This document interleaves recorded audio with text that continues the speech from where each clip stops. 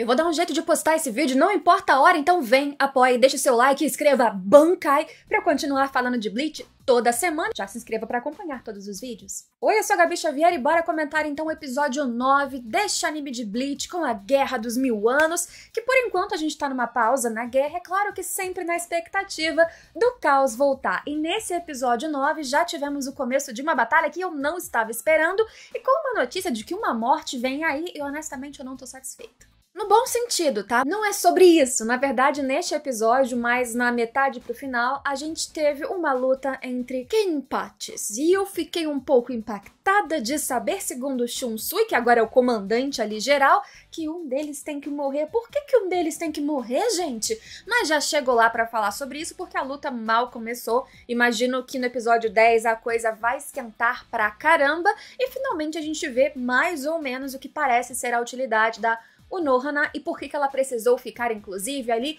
bonitinha esperando, provavelmente curando as pessoas, claro, enquanto a coisa tava pegando fogo. Mas antes de Zaraki versus Unohana, eu quero falar de outra coisa. No começo do episódio, a gente continuou ali o tratamento, recuperação e fortalecimento, especialmente do Ichigo e também do Renji, com um adendo de que aquela coisa de entrar na água, ir pro sangue e ir e voltar não era um tratamento comum. Não só porque fazia parte de um esquema dessa parte da guarda real, da divisão 0, ou seja, não tem acesso para qualquer um, inclusive aqueles que fazem parte da Goten 13. Além disso, é um tratamento muito agressivo.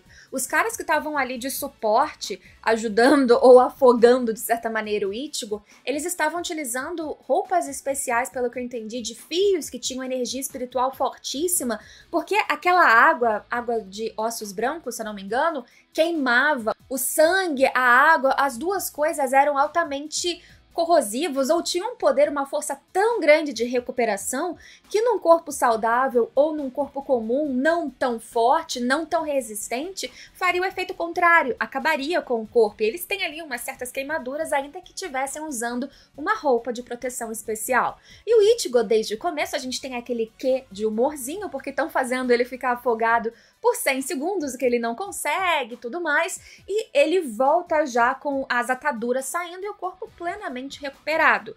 E aí tem até o detalhe do Tenjiro, que é um desses da Divisão 0, dando um socão nele, que era simplesmente para comprovar que este soco teria te matado se você não estivesse recuperado. Você tá bem.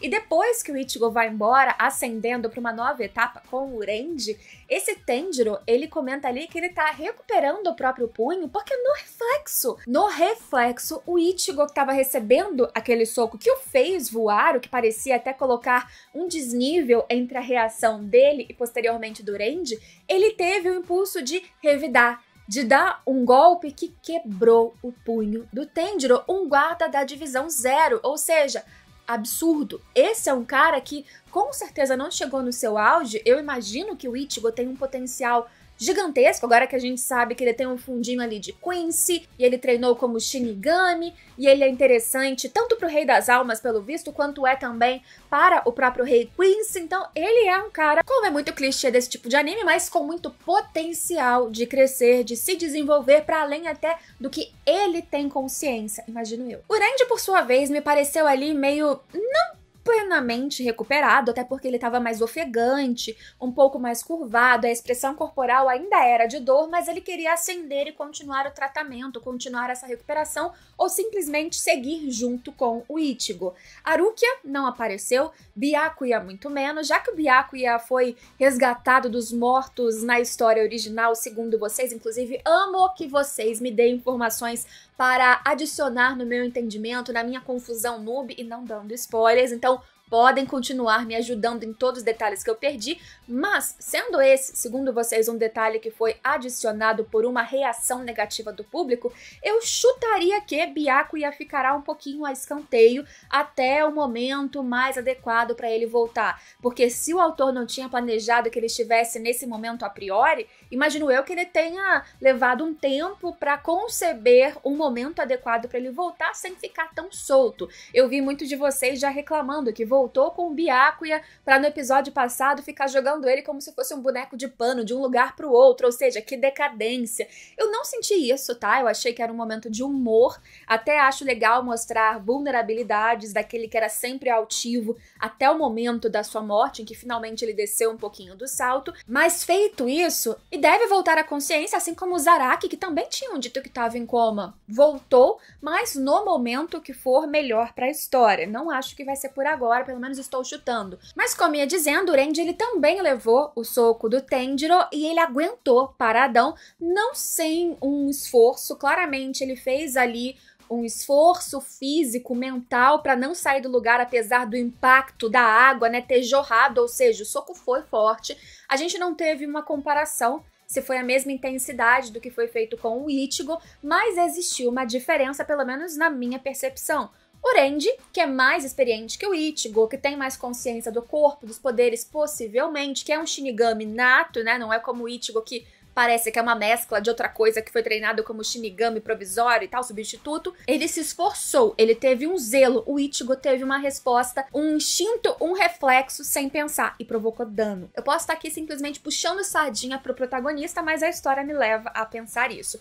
E os dois ascenderam naquele método de transporte muito atípico que acontece na Divisão Zero e teve todo o drama ali. Eu não tinha reparado que o Kon tinha ido junto com o Ichigo, mas pra mim foi revelado isso neste momento e entendi que o Kon, inclusive, acabou sendo uma boia de, não suporte, mas contra-impacto dos dois, que já caem de novo. Este é um momento que a gente tem bastante comédia, a primeira metade do episódio todo tem mais dessa leveza, até quando a gente encontra mais alguém novamente da Divisão Zero, que nesse caso foi a Kiryu, que veio com um plot twist ali legal sobre o corpo dela. Me lembra muito, não sei porquê, mas me lembra muito algumas dinâmicas de Hunter x Hunter. E aqui não entrando no mérito de quem veio primeiro, quem veio depois, se imitou ou não, porque criatividades e elementos comuns em histórias, especialmente do mesmo gênero, são naturais, são normais.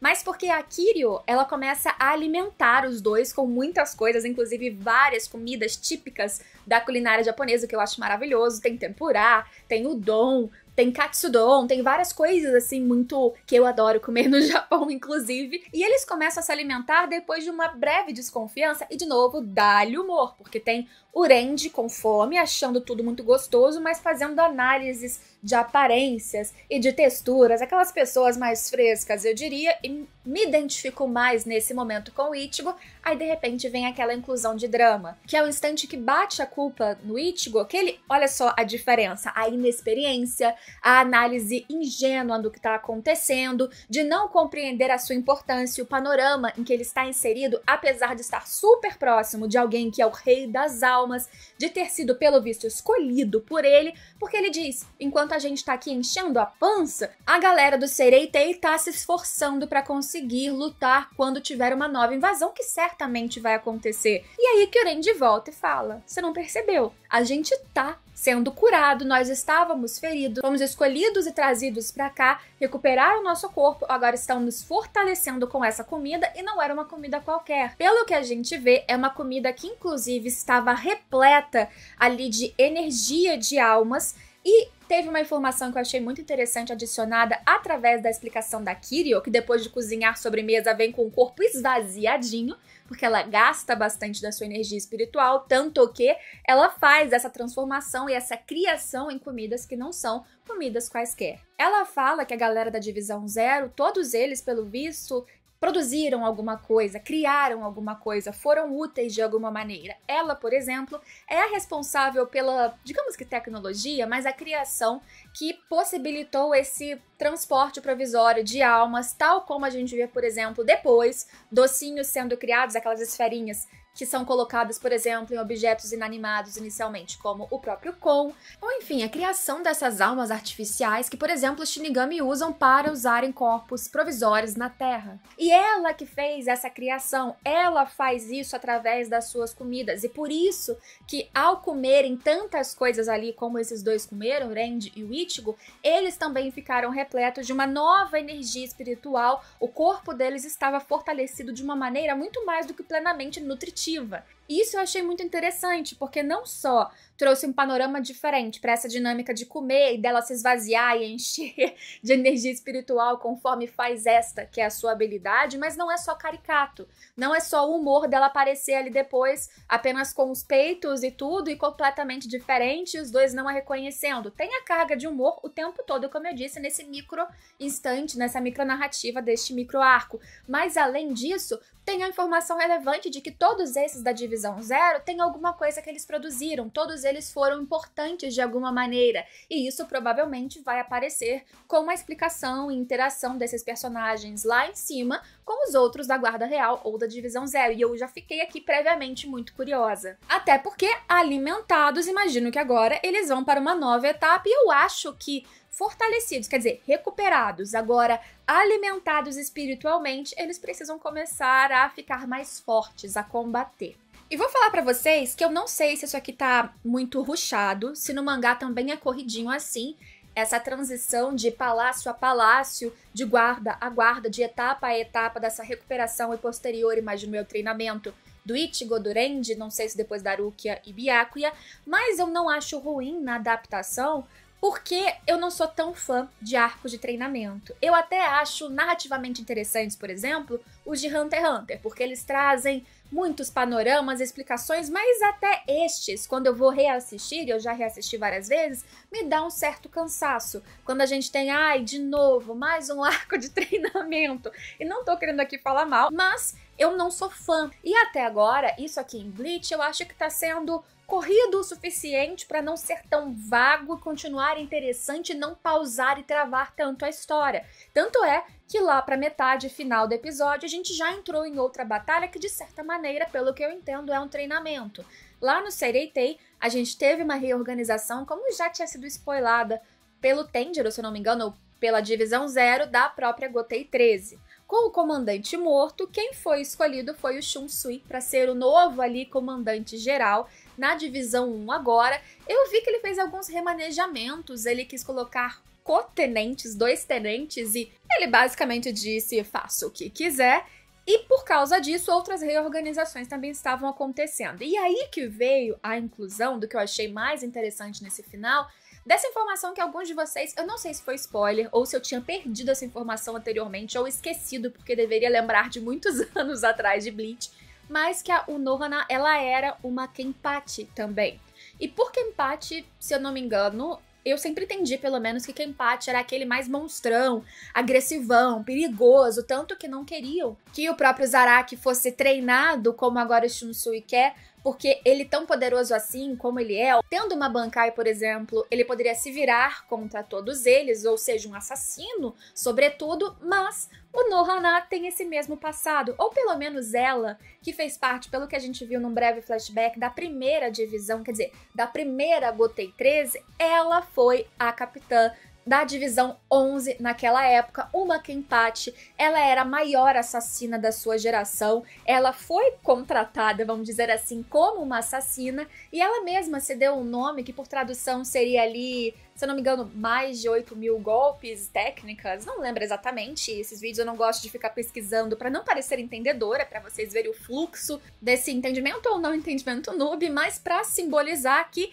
ela era sinistrona, dominava zilhões de técnicas, era assassina, mortal. E neste episódio, olha que interessante, cabelo solto, rosto completamente diferente, trazendo um passado de um enfrentamento dela com Zaraki que já aconteceu, e ela parece amedrontadora. A mulher que, por exemplo, no episódio anterior, era vinculada à cura, à espera, paciência, aguardando o momento dela agir conforme mandassem que ela agisse. Quando o comandante decide fazer isso, ela simplesmente vai. Só que o Shunsui depois diz que só um pode sobreviver. E eu te pergunto por quê? É spoiler você me dizer por quê? Porque eu não consigo entender. Ela diz durante a luta que o Zaraki, ou um Kenpachi, não sei, vai se aprimorando através da experiência de morte. Aí eu não entendi se ela criou uma ilusão de morte ou não, mas ela tá claramente fazendo ele atingir o seu potencial e ultrapassar potenciais, conforme talvez, inclusive, a gente já tenha visto um preview na primeira invasão que a gente acabou de ver quer dizer, invasão mais recente dos Quincy, porque ele mesmo disse que numa experiência muito perigosa ele se superou. Então ele tem essa capacidade e ela tá extraindo ao máximo disso. Mas desde o início queriam que ela fizesse ele chegar ao máximo e por isso ela seria substituída, ela seria deixada de lado. Isso é simbólico plenamente. Geração antiga assassina monstra Kenpachi antiga para vir o novo que a superará de todas as formas. Mas numa luta não seria melhor ter os dois? Ou eu tô só sofrendo porque quero que dessa vez ninguém morra? Não sei, mas a luta só começou. Por enquanto tá um desnível, inclusive psicologicamente grande. Ela parece estar dominando a luta, dominando o que tá acontecendo ali, mas claramente tentando extrair o melhor dele, provocando inclusive para que ele chegue em ápices que por enquanto ele não tá chegando. Imagino que a partir do próximo episódio a coisa vai esquentar. Tô curiosa e já previamente sofrendo, porque não queria que ela morresse não. Principalmente agora que ela fez o look badass, eu queria que ela continuasse e a gente pudesse ver um pouquinho da atuação dela assassina, tal como foi lá na primeira geração da Gotei 13. Gostei do episódio, mais uma vez um episódio um pouquinho mais morno até essa parte final, mas porque esses momentos de respiro são necessários. E olha que eu acho, como eu disse, que esses respiros aqui, nessa fase de Bleach, até que estão bem rapidinhos. Comenta aqui embaixo o que vocês acharam. Se gostarem desses meus vídeos de Bleach, desses meus comentários perdidos, Bankai aqui embaixo. Comentem, me ajudem, falem o que eu errei, o que eu esqueci, porque isso é muito valoroso pra mim. Se quiserem continuar me acompanhando, não esqueçam de apertar para se inscreverem, porque assim o YouTube com certeza vai, quer dizer, praticamente certeza vai te notificar se você deixar o like, interagir, se inscrever, ativar o sininho. Eles juram que acontece, então tenta aí, pelo menos você me ajuda sempre aqui no canal. Então espero você na semana que vem em mais uma Terça das Almas e até terça que vem. Tchau, tchau!